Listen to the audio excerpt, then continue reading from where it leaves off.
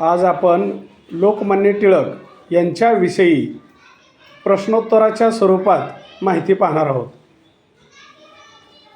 पहिला प्रश्न आहे, लोकमान्य टिळकांचा जन्म केव्हा झाला? 23 जुलै 1856. लोकमान्य टिळक यांचा जन्म कोणत्या जिल्ह्यात झाला? रत्नागिरी. लोकमान्य टिळक यांच्या वडिलांचे नाव काय होते? गंगाधर पंत. लोकमान्य टिळक यांच्या आईचे नाव काय होते? पार्वतीबाई.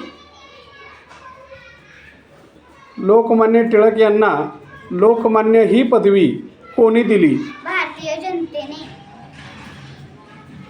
लोकमान्य टिळक यांनी स्थापन केलेल्या पक्षाचे नाव काय? स्वराज्य पक्ष. लोकमान्य टिळक यांनी कोणती वृत्तपत्रे सुरू केली? केसरी व मराठा.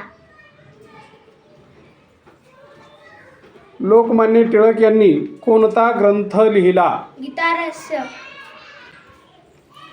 भारतीय असंतोषाचे जनक कोणाला म्हटले जाते?